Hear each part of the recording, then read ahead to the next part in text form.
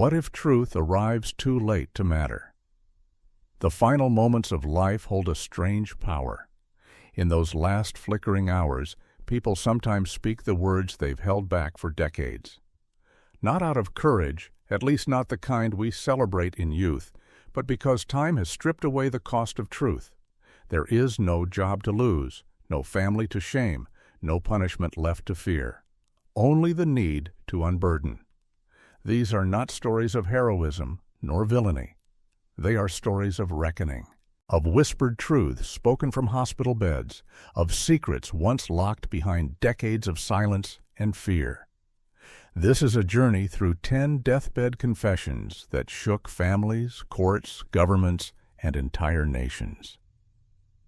Confessions made when it was far too late to undo the damage, but just soon enough to change how we remember it. We begin with a man lying in a sterile hospital room in 1989, tubes in his arm, lungs ravaged by cancer. Once a mid-level intelligence officer, now just a shadow waiting for time to finish its work. For 40 years, he'd watched the world swallow a lie, a carefully crafted story about a lone gunman and a single magic bullet. But he had been in the room where the real plans were made. He knew about the multiple shooters, the orchestrated angles, the manipulated autopsy photos, and the threats that had kept witnesses silent.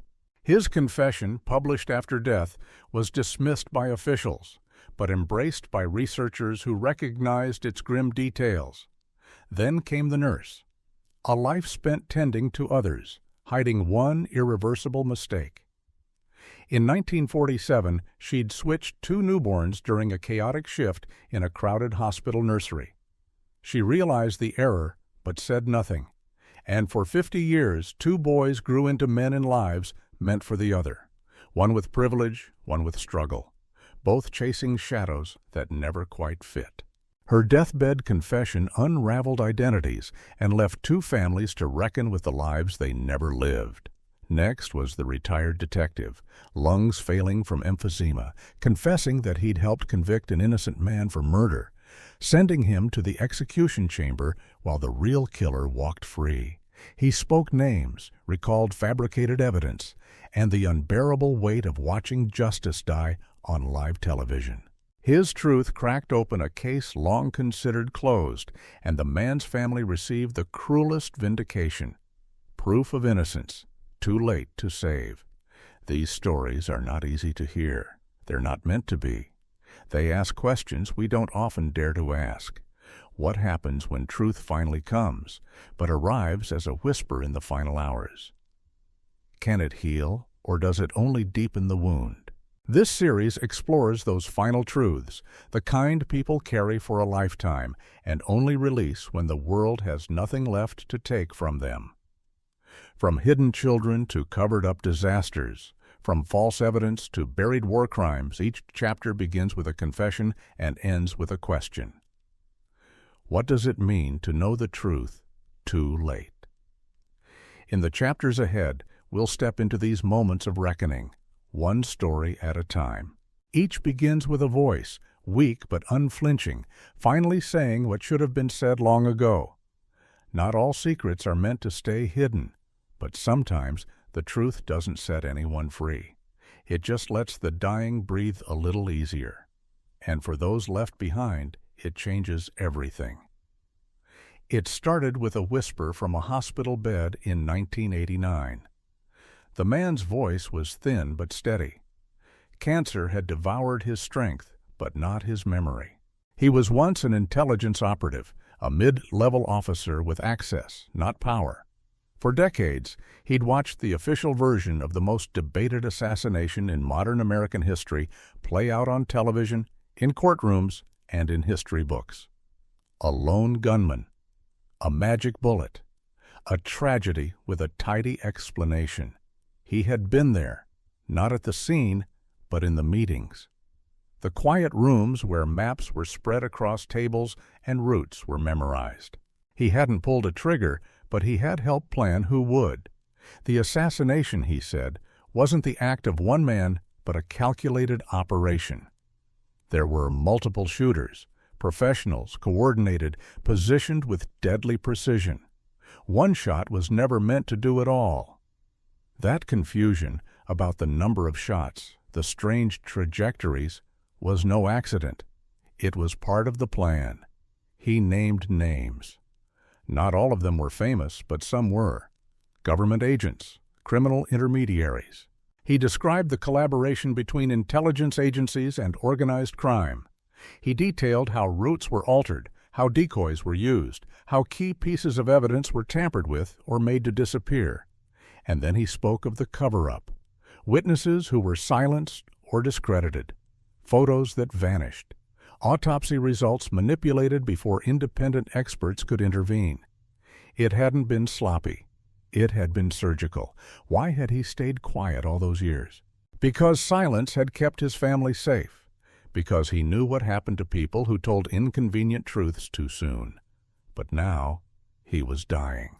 And he believed that if truth could not undo the crime, at least it could expose the lie. After his death, the confession was published. The official response was swift. A dying man's delusion, they said. But independent researchers knew better.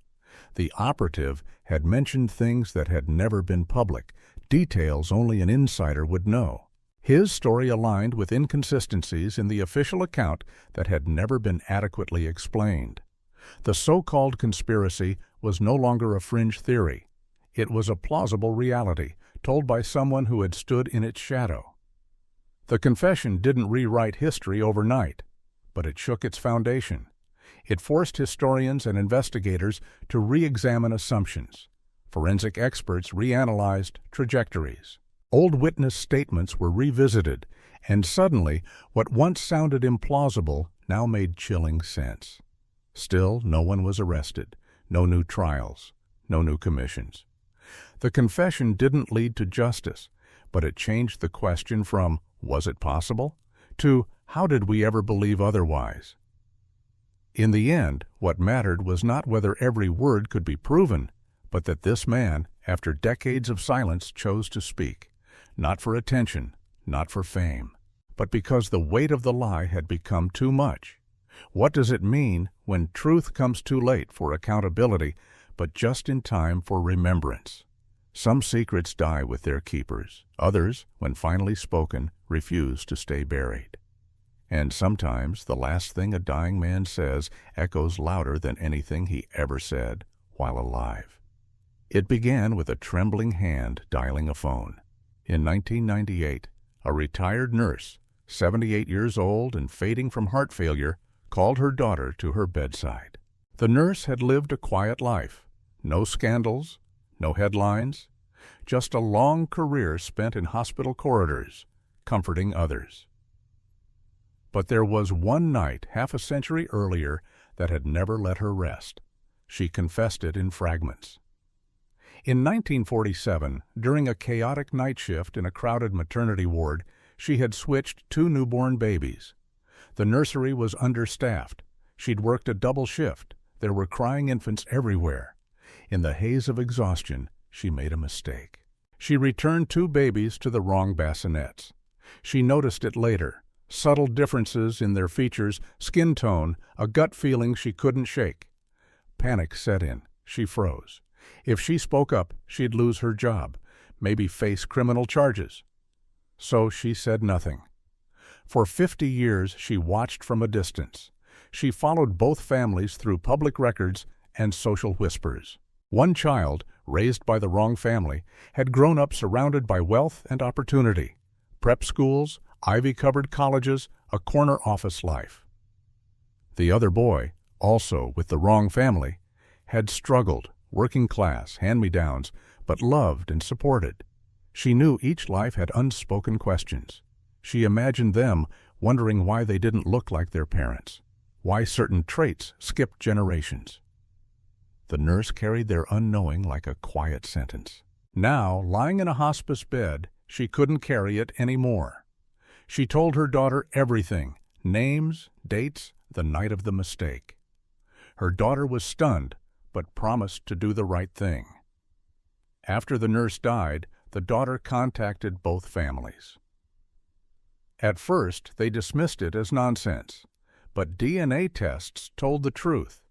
The two men were not biologically related to the families who had raised them. The revelation shattered 8 lives.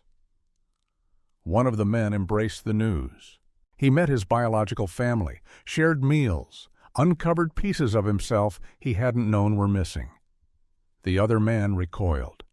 The truth felt like an earthquake beneath his identity. He chose distance, unable to reconcile decades of lived love with genetic reality. For the parents who had buried and raised their children under a lie, they now faced a lifetime of memories laced with doubt. Had they felt it too? The mismatch of personality? The unexplained differences? The nurse's mistake was human. Her silence perhaps less so. But her final act, confession, was not about undoing the past. It was about freeing the truth. The story left a bitter question floating in its wake. Would it have been better not to know? Some secrets are kept to spare others pain. But the longer they stay hidden, the more they infect the foundation of everything built upon them. And when the truth finally emerges, it doesn't always set things right. Sometimes it just sets them adrift. It was the sound of regret rasping through damaged lungs. In 2003, a 67-year-old former police officer, dying of emphysema, called an attorney to his bedside. He had worn a badge, carried a gun, sworn to protect and serve. But on one cold night, decades earlier, he had failed justice in the most irreversible way. The words came slowly. 25 years before, he had given false testimony in a murder trial. A man, poor, black with a record, had been convicted and executed. But he hadn't done it. The dying officer knew because he'd helped frame him.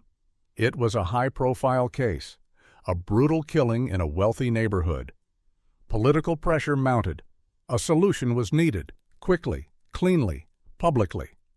The real killer was known to police, the victim's business partner. He had motive, opportunity, and a trail of financial betrayal.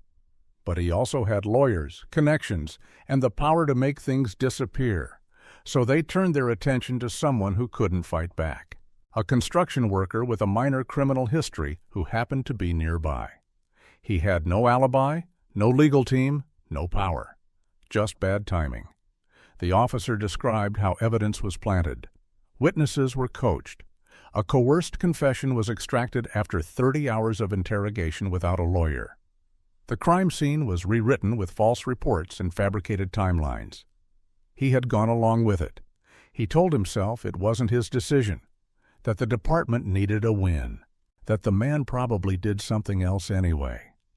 But none of that helped when he watched the execution on television and realized what he'd helped do. Now, facing death, he confessed. He named names, provided documents, laid bare the machinery of injustice that had taken a man's life. The revelations set off a firestorm. Investigations reopened. The executed man's family wept through press conferences, clutching old photographs and verdict papers that now read like lies. The real killer, now old but very much alive, was arrested. Faced with the evidence, he finally confessed. The damage could not be undone. A man had been buried under a lie. His children had grown up fatherless. His name had been spoken only in shame. The confession changed that, but too late. Families of other officers were caught in the blast radius. Sons and daughters learned that their fathers, honored retirees, had been part of something dark. Entire communities questioned every case that had passed through those hands. And then came the broader question, how many more?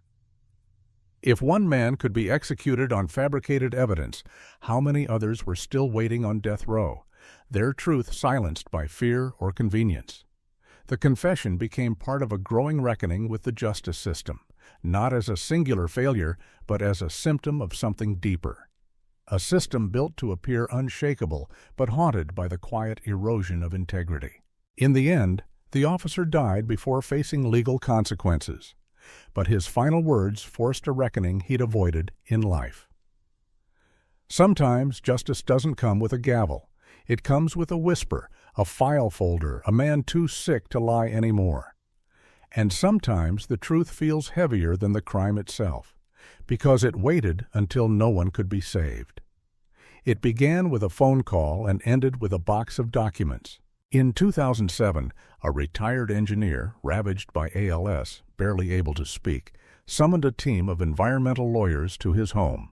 For 3 decades, he had remained silent about a disaster that had taken hundreds of lives and poisoned thousands more. Now, with his body failing and time slipping, he chose to break that silence. The disaster had happened in 1977 at a chemical plant where he had worked.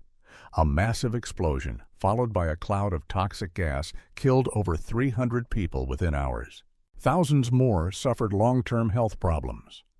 The official explanation was mechanical failure, an unpredictable, tragic accident. But that was not the truth. 6 months before the explosion, the engineer and his team had warned management that the plant's safety systems were dangerously outdated. The equipment couldn't handle the increased production demands. The systems weren't just inadequate, they were a ticking bomb. They drafted reports, held emergency meetings, pleaded for upgrades. Management refused. The cost, they said, was too high. Instead, they ordered the plant to push forward. When the engineer pushed back, they reminded him, quietly but firmly, that jobs were replaceable, that careers could end suddenly. He stayed. He complied. And when the explosion came, it was exactly the scenario he had predicted. What followed was a masterclass in corporate damage control. The company framed it as a freak malfunction. They brought in hand-picked experts who testified that the explosion couldn't have been foreseen. They buried internal warnings, paid settlements under strict confidentiality, and pressured every employee to keep quiet. For 30 years, the engineer carried that weight. He watched as families mourned, as lawsuits were quietly dismissed, as the company thrived. But now, as ALS paralyzed him day by day, the silence became unbearable. He gave the lawyers everything: memos, emails, technical assessments, proof that the company had known, had calculated the risk, and had gambled with human lives. When the evidence became public, it was explosive in every sense of the word. Criminal investigations followed. Surviving executives were questioned. The company's stock plummeted. Class action suits erupted. Bankruptcy loomed. But none of it brought back the dead. None of it healed the sick. The engineer died before the first hearing began. He left behind no fame, no glory, just a truth that scorched reputations and reshaped history. For the families, the confession reopened old wounds. They had grieved under a false flag, told their loved ones had died in a random accident. Now they knew the truth. The deaths had been preventable, calculated, chosen. And a deeper question remained. How many other companies had made similar decisions? How many warnings had been ignored because safety wasn't profitable? The confession was more than an admission. It was a mirror held up to a system that prizes efficiency over ethics, margins over morality. Some disasters are loud and sudden. Others are quiet and slow, the corrosion of truth beneath layers of fear and profit.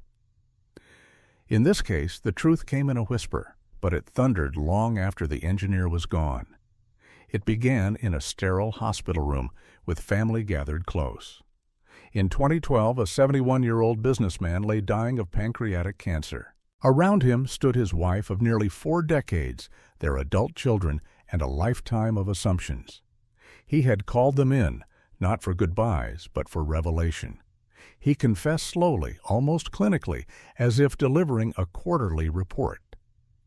For 35 years, he had maintained a second life, not an affair, a second family, another woman, more children, a different house, in a different city, all of it hidden under the guise of business travel. It had started with a business trip in the 1970s. A hotel bar, an unexpected connection, a woman who became more than a passing indulgence. When she became pregnant, he had made a choice, not to leave his first family, but to divide himself, to become two men in one life. He built the illusion meticulously. Separate bank accounts, 2 sets of holidays, fake travel itineraries. The deception became its own form of craftsmanship. His business trips were carefully orchestrated visits to his other family, where he played the role of devoted, divorced father and partner. Neither side knew about the other. He had managed it for more than 3 decades. Birthdays, graduations, crises. He was there for all of it, splitting time and identity. He loved them all, he claimed, but differently. As his illness advanced, he realized that death would expose everything. Wills, bank accounts, property records, they would unravel the lie. So he chose to speak, hoping that confession might soften the impact. It didn't. His wife was shattered. Her marriage, once the stable center of her world, now felt like an elaborate performance. His children felt betrayed, not just by the affair, but by the decades of affection that now felt like hollow gestures. Across the state, his second family was stunned to learn they had never been his only life. The woman who thought she'd had a faithful partner learned she had been the secret. Worse still were the children, half-siblings who had never met, suddenly forced into each other's lives by blood but not by bond. They tried to connect, but the weight of the betrayal made every conversation stiff, every attempt strained. The man died 2 months later. No one attended both funerals. Each family grieved alone, unable to reconcile the versions of the man they'd known. Some argued he should have stayed silent, that knowing the truth only deepened the wound. Others believed truth, no matter how late, was better than a life built on lies. But the confession didn't bring peace. It brought fragmentation. The man who had tried to love fully had instead loved incompletely, always hiding, always dividing. His final truth didn't redeem him. It revealed him, and it left his families with a question that echoed long after he was gone. Can love built on deception ever be real? Sometimes the most devastating lies are the ones told not out of malice, but out of fear. And sometimes the most painful truths are the ones spoken when it's far too late to rebuild what's been broken. It came from an old man who could no longer sleep through the night.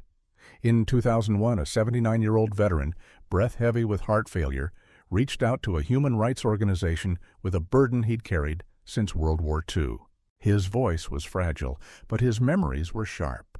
Clearer now, it seemed, in the face of death than they'd ever been in life.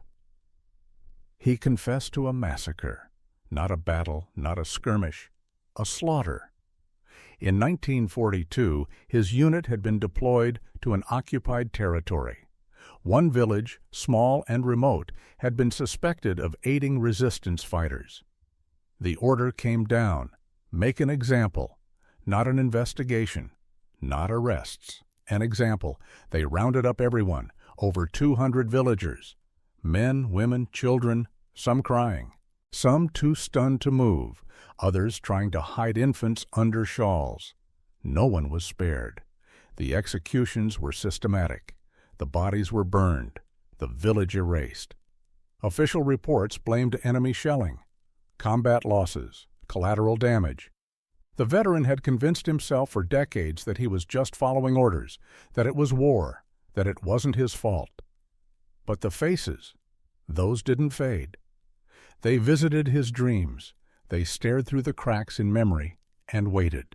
As death neared, he knew he couldn't carry the secret any longer. He named the village, the commanders, the fellow soldiers. He described the layout of the homes, the slope of the hill where the bodies were buried, and the lies that followed. The human rights group took him seriously. They gathered satellite imagery, old maps, survivors' oral histories passed down through generations. The location he described matched a long whispered story, a village that had once existed and then suddenly disappeared from records. Ground-penetrating radar found evidence beneath the soil: mass graves, skeletal remains, bullet wounds, artifacts. The massacre had happened.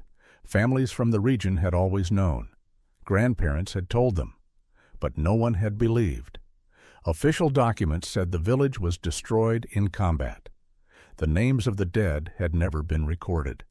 Their stories lived only in whispers. The veterans' confession didn't bring prosecutions. Most of the men involved were long gone. The military called it an isolated incident, claimed it had been the result of soldiers acting beyond their orders, but the truth was out. For the descendants of the victims, the revelation was a strange kind of justice, not legal, not restorative, but a confirmation that their grief had not been imagined, that their stories had not been myth. The veteran died days later. He didn't ask for forgiveness. He didn't expect absolution. He said only that he didn't want to die pretending anymore. Some acts are so terrible that silence becomes a second crime. And some truths, though buried for decades, find their way to the surface in the end. The question is, how many more are still waiting to be unearthed? When we talk about the past, we often tell stories of valor, of sacrifice, of noble wars. But sometimes the most honest stories come not from medals or memorials, but from the ghosts that won't let a soldier sleep. And when those stories finally surface, they remind us that the past we remember is not always the past that was. It began with a quiet knock on a federal agent's door.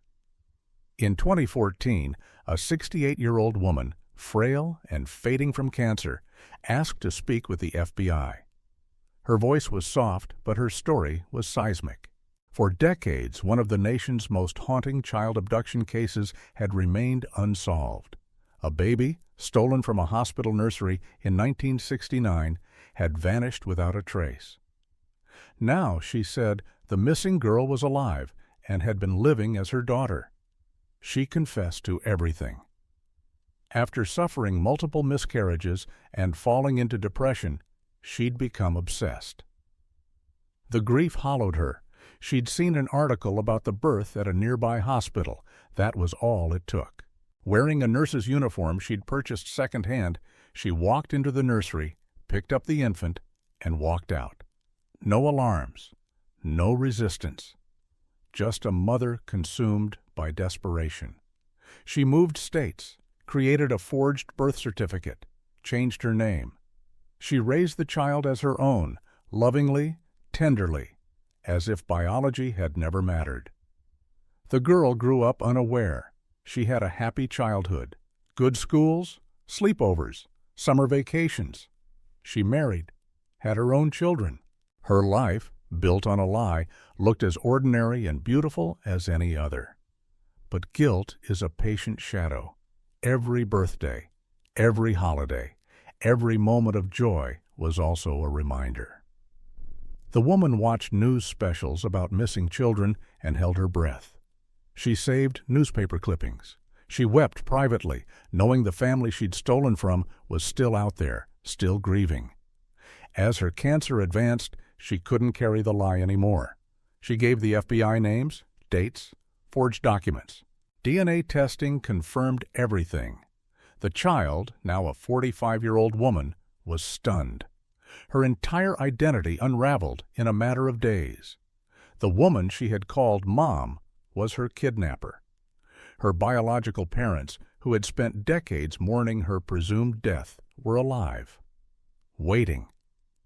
The reunion was agonizing. Her birth parents welcomed her with trembling hands and tearful eyes, but they were strangers. They had missed her first words, her scraped knees, her wedding. They didn't know her laugh, her fears, her favorite song. Biology had reunited them, but time had built a wall. And then there was the woman who raised her, who tucked her in, taught her to drive, watched her graduate, a thief, a liar, but also, in so many ways, a mother. The kidnapper died weeks after her confession. There was no trial, no sentencing, just silence and aftermath. The daughter she raised was left between two truths, one of crime, one of care. She had been loved and stolen, raised and deceived. She told reporters later that some days she wished she had never found out. For the biological family, the truth brought closure, but not healing. Decades of longing couldn't be restored in a reunion. And the pain of knowing their child had been alive all along, just out of reach, was almost too much to bear. This confession forced the world to wrestle with a painful question. Can a lifetime of love ever outweigh the crime that started it? Sometimes the line between right and wrong isn't clean. It blurs in the hands that feed us, in the arms that hold us, even when those arms never should have been there. And when the truth finally comes, it doesn't always restore what was lost. Sometimes it simply rewrites the ache. It started with a yellowing folder pulled from a locked drawer. In 2009, a retired psychiatrist, frail from liver failure, contacted medical ethics investigators. He had spent his career respected and accomplished, a specialist in psychiatric care. But behind the accolades, behind the carefully edited biography, lay something darker. In the 1970s, he had worked at a state psychiatric institution, an era when oversight was minimal, patient rights were vague, and ethics were fluid. Back then, he was young, ambitious, and convinced he could push the boundaries of treatment into something revolutionary. What he didn't tell anyone, what he kept buried for nearly 40 years, was that he had conducted unauthorized medical experiments on patients who never gave consent and never even knew. He began by testing experimental drugs, combining compounds not yet approved for use. Dosages exceeded safe levels. He monitored reactions in secret, documenting seizures, hallucinations, cognitive decline. Some patients suffered permanent neurological damage, a few died. When adverse effects surfaced, he simply wrote them off as symptoms of mental illness. Medical records were altered. Deaths were classified as complications of schizophrenia or depression. There were no questions, no alarms, just files, locked away and forgotten.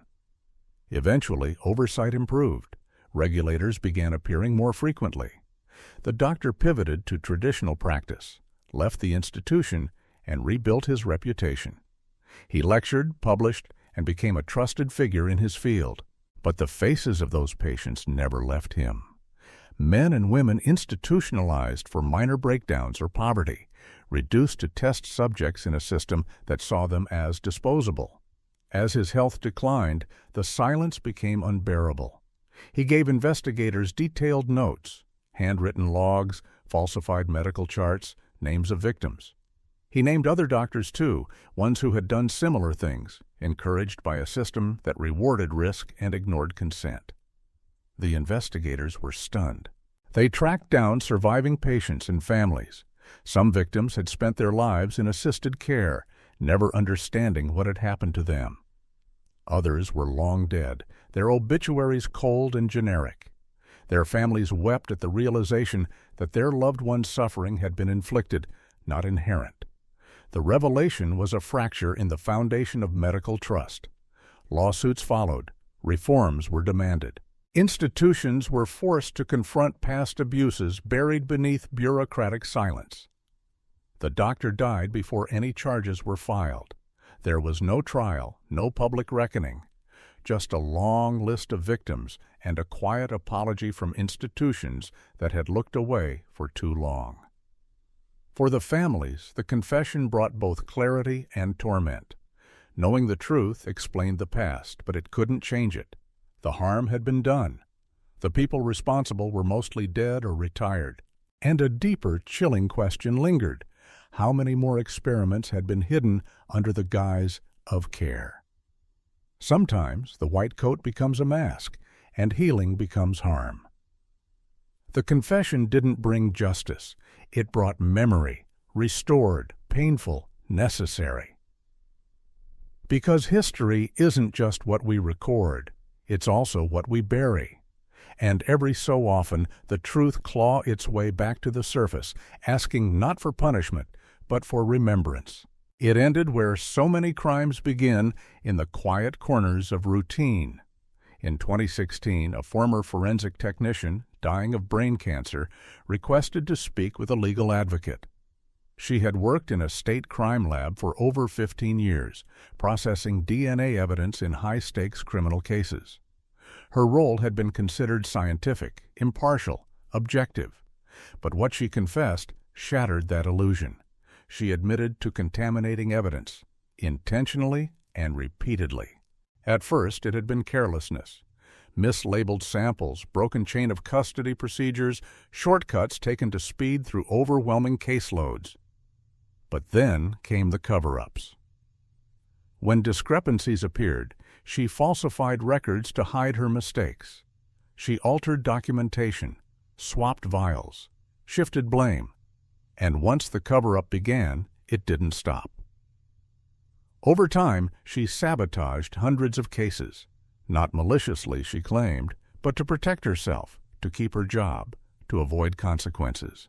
Some convictions were based almost entirely on her tainted lab results. Innocent people went to prison. Some may have died there. Meanwhile, guilty individuals walked free because their cases collapsed under compromised evidence.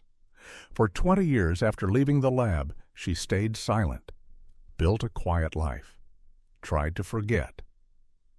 But the guilt returned with her illness. As the cancer spread, she saw the past in every face, every scan, every hospital hallway. She couldn't die without unburdening herself. Her confession triggered a legal earthquake. Dozens of attorneys filed motions to reopen cases. Some convictions were vacated almost immediately. Prosecutors admitted they could no longer meet the burden of proof. People once branded as criminals walked free, not because the system worked, but because it had failed them. The backlash was severe. Families of victims cried out in anguish, knowing the real perpetrators might never be caught. Others, who had believed justice had been done, now faced the terror of uncertainty. Was their loved one's killer truly guilty, or was their conviction built on a lie? The lab's reputation collapsed. Every case touched during her tenure was now suspect. Audits were launched. Administrators resigned. Public trust in forensic science, the pillar of so many prosecutions, was fractured. The technician died before any criminal charges could be filed. But her confession forced a reckoning not just in courtrooms, but in the cultural imagination. Forensic science, once seen as infallible, now bore the stain of human failure. The wrongfully convicted faced a strange liberation, freedom, but not justice. Some had lost decades, missed births, funerals, entire lifetimes. One man, released after 20 years, said he wasn't sure how to live in a world that had forgotten him. The confession raised questions with no clean answers. How do you measure the weight of time stolen? How do you restore a life misjudged?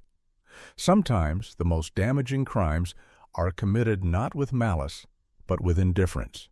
And sometimes the apology comes only when nothing can be repaired, only revealed, like an autopsy of justice itself, performed too late. But still necessary, if only so that the next case is not built on silence. It came from a nursing home, whispered to a journalist who still carried a notebook. In 2018, a 94-year-old former government official, frail and barely lucid, asked to speak to someone, anyone, before he died. What he shared would rewrite the history of a nation. He confessed to helping conceal a genocide. In the 1960s, his government had carried out a campaign of mass execution against a minority ethnic group. Officially, it had been labeled a civil disturbance. Casualties were reported as minimal. The truth, however, was staggering. Over 100,000 civilians murdered in a systematic purge that spanned months. Entire regions had been cordoned off under the guise of military operations. The press was kept out. Foreign observers were misled. Inside those invisible borders, entire communities were executed. Men, women, children, buried in mass graves and erased from the national memory. The man had not given orders or pulled triggers. His job had been paperwork. He crafted the reports, edited casualty figures, destroyed documents, created narratives blaming rebel groups and enemy agitators. He had helped history forget. For decades, he told himself it was patriotism. That stability mattered more than confession. That truth, if it ever came out, would tear the country apart. But the faces haunted him. So did the silence. With death approaching, he provided maps, names, coordinates, memos written in bureaucratic detachment that concealed horrors between lines of code and classification. The journalist he contacted began to dig. Elderly survivors were found, some in hiding, others long resigned to silence. Satellite imagery and radar scans of the regions he described confirmed what had long been rumored but never proven. Disturbed Earth, consistent with mass graves, precisely where he said they would be. When the report was published, the shock was global. International investigators demanded access. The government, now led by new generations, was forced to respond. Excavations began. Thousands of bodies were uncovered. The official narrative crumbled. The confession validated generations of pain. For decades, survivors had been called liars, agitators, traitors. Their oral histories had been dismissed as folklore. Now, their stories were undeniable. But the reckoning was complicated. Most perpetrators were long dead. The state issued statements of sorrow but stopped short of admitting guilt. Monuments were proposed, but trials were not. Justice, as always, came slowly, if at all. The man died days after the story broke. His final words were not of absolution, but of warning. Lies can bury people, but not forever. His confession became more than a historical correction. It was a reminder that governments, like individuals, are capable of enormous cruelty and of erasing it with terrifying efficiency. And it left behind a chilling question. How many atrocities lie hidden in official archives, disguised by silence, waiting for someone to speak? Sometimes the truth is too dangerous for the living, but too important to die with them. And sometimes the last breath of a forgotten man becomes the first gasp of memory returned. It began with a courtroom that never should have existed. In 1978, a man stood trial for murder. The evidence was thin, circumstantial, but the media pressure was thick and the need for resolution overwhelming. He was found guilty, sentenced, and eventually executed. Decades later, in a quiet hospice center, the truth surfaced. In 2003, a former police officer, dying and unguarded, confessed that the trial had been a lie. He hadn't just witnessed injustice, he had built it. He admitted to falsifying testimony. The man who was executed had never been near the crime scene. The true killer, a powerful businessman, had been shielded by influence and connections.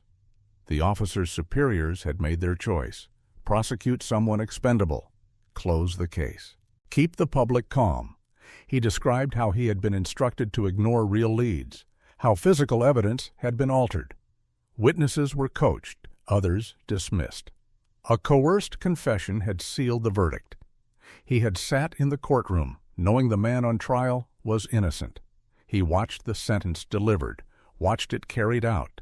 For years afterward, he tried to forget. But memory doesn't always cooperate. He would wake up sweating. He couldn't pass a courtroom without nausea. He couldn't hear the word justice without flinching. Now, at the edge of life, he needed to speak. His confession, supported by old case files and newly uncovered memos, triggered an avalanche. The case was reopened. The executed man's name was cleared.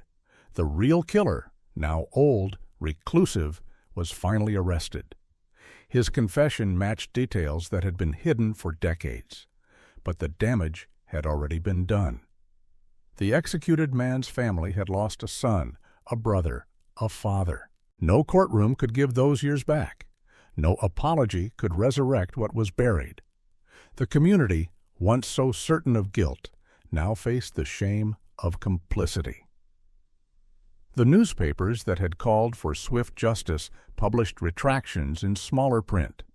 The public, once eager to condemn, now wrestled with doubt. And the officer? He died days after the story broke. There was no prosecution, only headlines and the uneasy silence of a man who could no longer be hated or held accountable. The case reignited debates about capital punishment. If one man could be executed on a lie, how many others had been? How many truths had been buried with the bodies? Justice is meant to be blind, but the system is not immune to pressure, to prejudice, to expedience. And when it fails, it often does so quietly, leaving only the illusion of resolution.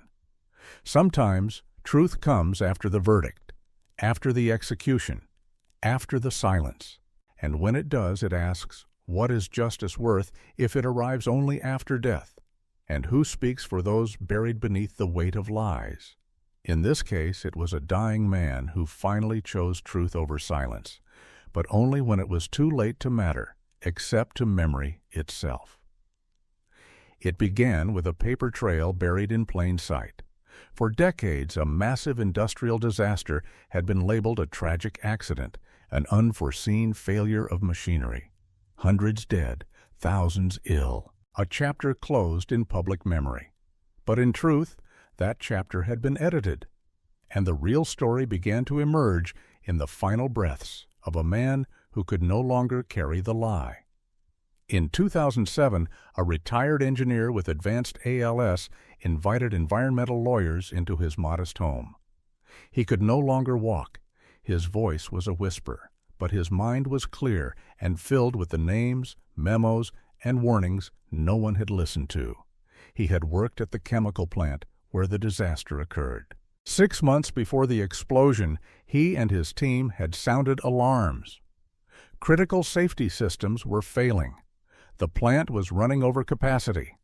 The pressure on aging infrastructure was growing dangerous. Management responded with indifference. Upgrades were denied. Warnings were dismissed. Make do, they were told. Costs are already over budget. And so they made do until the night the facility erupted in fire and poison. The official line came quickly. Unforeseeable equipment failure. The company moved fast, offering settlements, hiring PR firms, silencing internal voices with threats and NDAs. The engineer had stayed quiet. Fear held him back. Fear for his job, his pension, his family. But fear, like life, eventually runs out. Now dying, he handed over everything. Technical reports, internal memos, drafts of safety recommendations ignored. He showed how the explosion wasn't accidental. It was predictable, preventable. It had been a choice. His confession was published. The documents were authenticated. Investigations reopened. The company's defenses collapsed. Executives were questioned. Some faced criminal charges. Lawsuits were filed by families who had long accepted the lie that their loved ones had died in a freak accident. The company didn't survive. Its brand, its reputation, its profits, all evaporated. But the damage had been done. No compensation, no apology could undo the grief of those who had buried family or the lifelong illnesses carried by survivors. And yet, the engineer's truth mattered. It shifted the narrative. It placed blame where it belonged, not on broken pipes, but on broken priorities. The confession forced regulators to examine broader systems. Safety audits became more rigorous. Whistleblower protections were strengthened.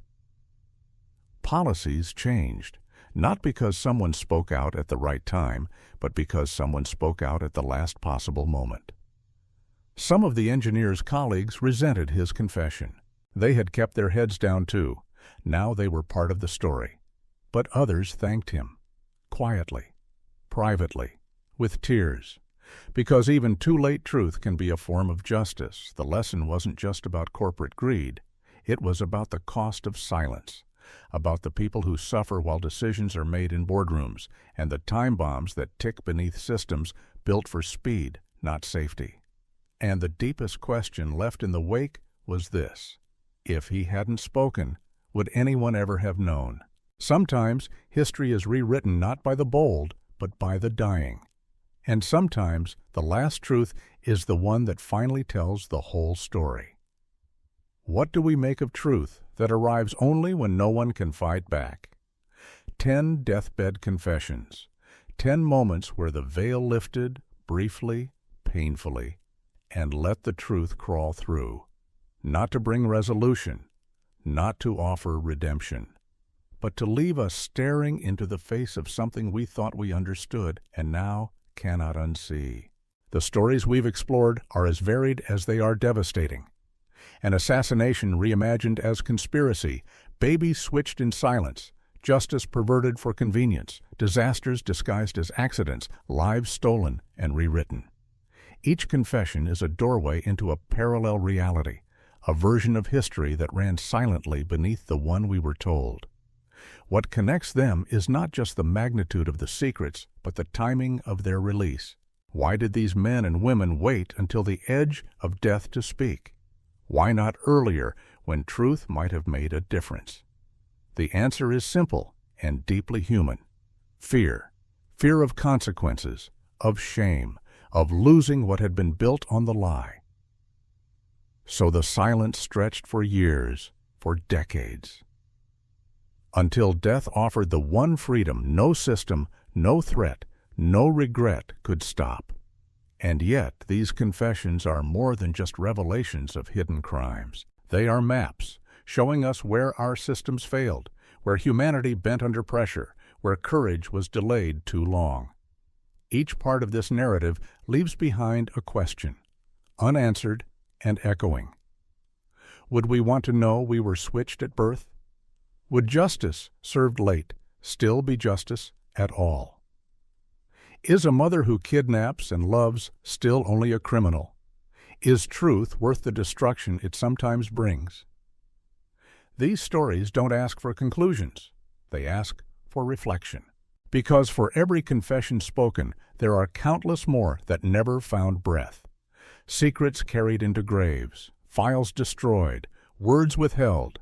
Some lies are so complete they die unchallenged. Others linger, becoming folklore, myth, unanswered wounds passed between generations. What this journey has shown is that history is not fixed, memory is not flawless. And silence, especially the kind chosen to protect comfort, can be as deadly as any weapon. But truth, even when late, even when too late, still has power. It shifts how we understand ourselves. It reminds us that beneath the polished surfaces of official stories and public lives are human hearts, fragile, flawed, and full of contradiction. These final words, spoken on deathbeds and whispered into recorders, are not just revelations. They are reminders that we are always writing history, that each moment of silence is a choice, that the truth we withhold today becomes the regret we carry tomorrow. So we end where we began, not with certainty, but with a question. What truths are still waiting to be spoken? And when they come, will we be ready to listen? Because in the end, memory is not just about what we remember. It's about what we're willing to face.